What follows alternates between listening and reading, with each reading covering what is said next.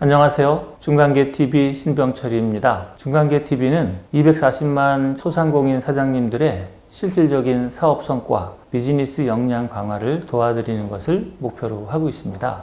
중간계TV 많은 구독 부탁드리겠습니다. 감사합니다. 그럼 어떻게 하면 사람들로 하여금 스스로 좋아서 내가 하는 일에 적극적으로 임하게 할 것인가? 이 문제죠. 직원들을 관리할 때 두 가지 철학이 있어요.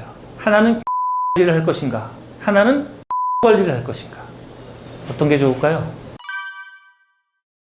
질문이 직원들에게 뭔가 선물을 해주거나 잘해주면은 그만두더라. 그것은 외재적 동기를 너무 살려줘서 그런 게 아닌가?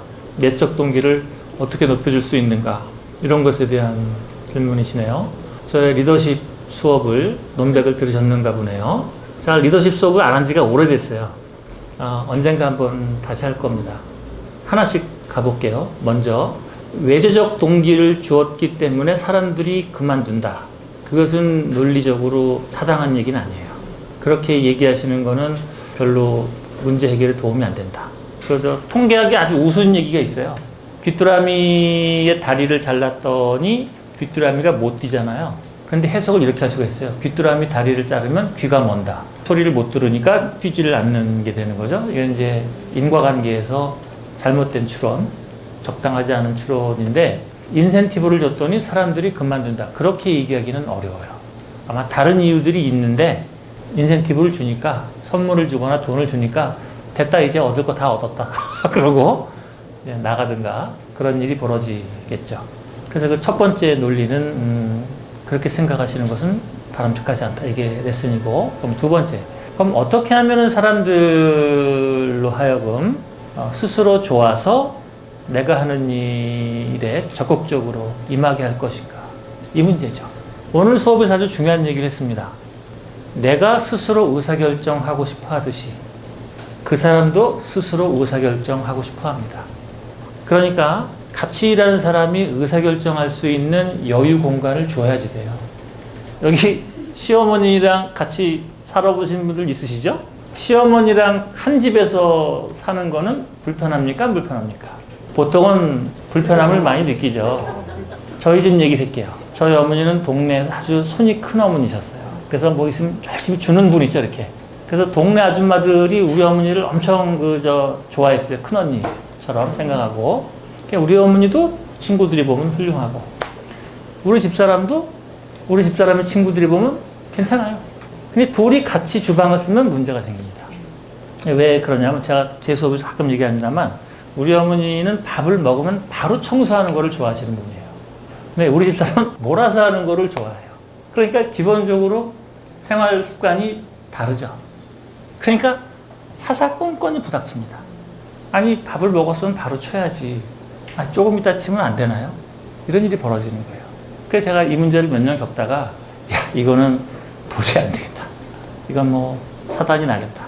그래서 제가 집을 2개를 얻어서 바로 앞집에다 어머니 집을 사드리고, 나는 여기서 살고, 이게 이제 2집으로 나누어서 하는 거죠. 그러니까 이제 대부분의 문제가 해결됐어요. 제가 이 얘기를 드리는 이유는 뭐냐면은, 그러면 시어머니와 며느리들은 왜 관계가 안 좋은가? 그것은 시어머니가 며느리보다 파워가 많죠. 어른이고 그 집에 원래 있던 사람이니까 파워가 더 많죠. 그러니까 파워가 많은 사람이 파워가 없는 사람을 대상으로 절차 관리를 하면 힘들어져요. 관리가 2가지가 있어요. 하나는 결과 관리, 결과만 관리하는 겁니다. 두 번째는 절차 관리, 과정을 관리하는 게 있어요. 그러니까 예를 들어서 아까 우리 집 얘기했으니까, 밤 9시에 주방이 깨끗했으면 좋겠다 라는 게 목표야. 그러면은 우리 집사람은 8시 반 정도에 깨끗하게 만들어 놓으면은 결과적으로 약속이 지켜진 거죠. 그것을 보면 간단한 거예요. 그런데 과정 관리로 들어가면은 계속 들어갑니다. 밥 먹었는데 너 뭐하니? 숟가락을 왜 이렇게 놨니? 물은 왜 빨리 안 갖다 주냐? 청소는 왜 빨리 안 하냐? 이게 과정 관리로 들어가 버리는 거예요. 그러면은 과정 관리로 들어가면은 상황은 좋아질지 모르죠. 항상 깨끗한 상태가 만들어질지는 모르겠지만 그 과정 안에 들어가 있는 사람은 힘들겠죠. 그래서 인사관리, 이 리더십에 있어서 직원들을 관리할 때 두 가지 철학이 있어요. 하나는 결과 관리를 할 것인가, 하나는 과정 관리를 할 것인가. 어떤 게 좋을까요? 결과를 짧게 끊어가는 게 좋다는 거예요. 예를 들면 밥을 먹으면 언제까지는 이거를 마무리하자. 손님이 가고 나면 바로 여기까지는 마무리하자. 점심 먹고 나면 여기까지는 마무리하자. 이런 것에 대한 결과에 대한 합의가 있어야지 돼요. 그럼 예를 들어서 1시간에 한 번씩 결과를 보겠다라고 하면은 1시간마다는 들어가지만 그 중간에 있는 50분 동안은 그 사람의 버퍼를 인정해 줘야지 돼요.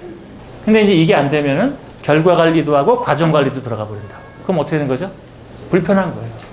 그래서 리더분들에게 아주 중요한 얘기입니다. 그래서 직원들이랑 일을 하실 때는 두 가지를 같이 염두에 두셔야 돼요. 여러분들이 원하는 결과도 있고 또 직원들이 느끼는 과정에 대한 절차도 있다. 그래서 내가 스스로 의사결정하는 것을 원하는 것처럼 그 사람들도 의사결정할 수 있는 권한을 주고 그 중간에 버퍼는 그 사람의 몫으로 넘겨줘야지 된다. 그렇게 하는 게 좋습니다. 그리고 하나 더, 제가 요즘은 안 합니다만 예전에는 네이버에다가 제가 논문을 2년 정도 정리해서 칼럼으로 써서 올렸습니다. 그때 이제 올렸던 것 중에 하나가 하버드 비즈니스 리뷰에서 실렸던 아티클인데요. 직원들과 소통을 어떻게 하면 잘할 수 있는가에 대한 연구였어요. 일주일 동안 마이크를 차게 합니다. 이렇게 마이크. 10명이 한 팀이다. 그럼 팀장부터 팀원까지 전부 10명을 마이크를 차게 해요. 그리고 한 열흘 정도를 실제로 메시지를 데이터 분석을 해요. 첫날 데이터는 쓰지 않습니다. 왜냐하면 첫날은 마이크에 신경이 쓰이니까 서로 말을 조심하겠죠? 그래서 첫날은 지워버리고 둘째 날부터 마지막 날까지 데이터를 인공지능으로 분석을 해서 실제 소통이 어떻게 벌어지는가를 봤어요. 그랬더니요, 90%의 리더가 메시지를 독점합니다. 메시지를 독점한다는 것은 이야기의 share of voice라 그래요. 지금도 이 수업에서 제가 얘기를 제일 많이 하고 있는 거잖아요. 근데 우리가 이 수업 듣는 게 아니라 한 회사야. 제가 대표고 여러분들이 직원이에요. 그러면 지금처럼 제가 말을 계속하고 있는 거예요. 그냥 더 놀라운 점이 뭔지 아세요? 자기는 그렇게 하고 있다는 사실을 모른다는 거예요. 그래서 당신이 이야기를 독점하고 있어요 라는 데이터를 보여주잖아요. 그러면 전부 화들짝 놀래요. 근데 더 놀라운 거는 내가 이야기를 독점하고 있다는 사실을 알면은 그때서야 행동 수정되는 거예요. 이게 이 연구의 아주 중요한 레슨입니다.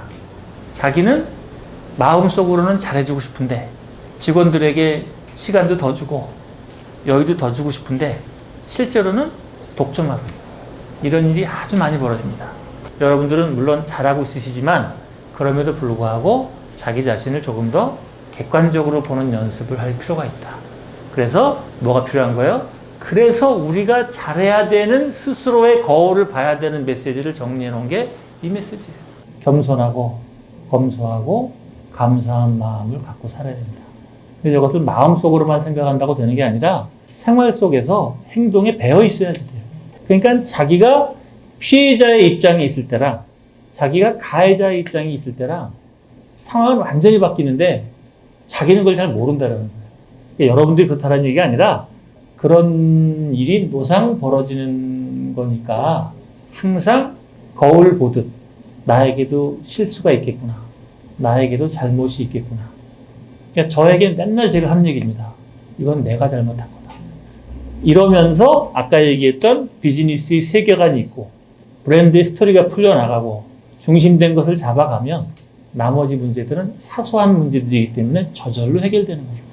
문제를 해결하기 위해서 끄트머리로 따라 들어가면 문제를 계속 만들어요.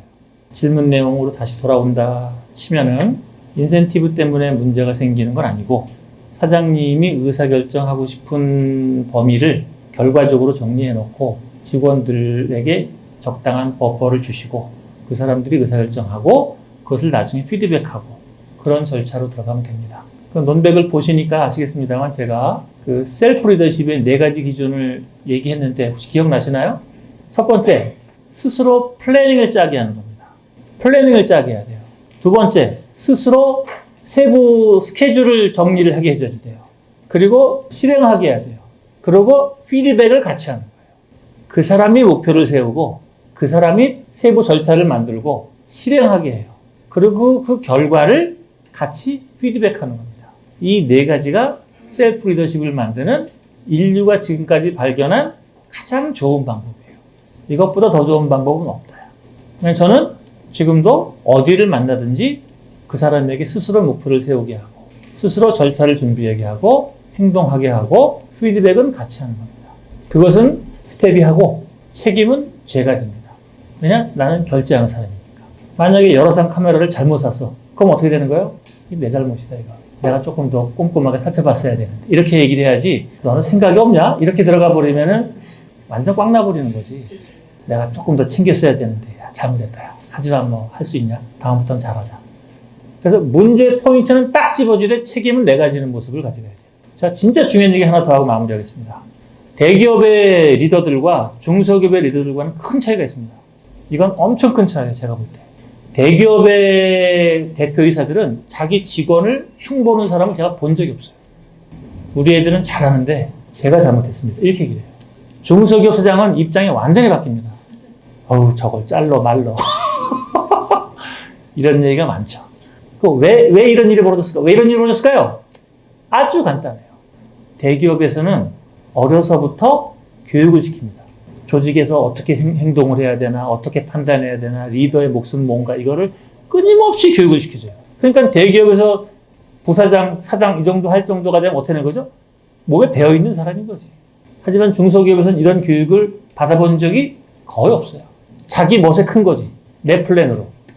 그래서 이 중소기업 사장들이야말로 트레이닝이 필요한 분들입니다.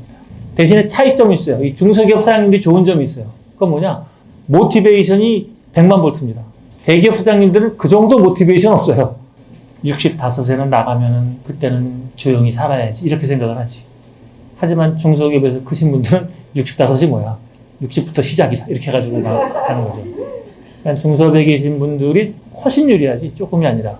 그 이유는 뭐냐면은 대기업 대표들은 그래봤자 자기 게 아니거든. 하지만 중소기업은 뭐가 되든지 내 거거든. 그러니까 뭐가 필요한 거예요? 트레이닝이 조금 더 필요한 겁니다. 나도 내가 중요한 것처럼 그 사람들도 그 사람의 의사결정이 중요하다. 그것에 대한 1번 인정, 두 번째 배려가 필요한 거죠.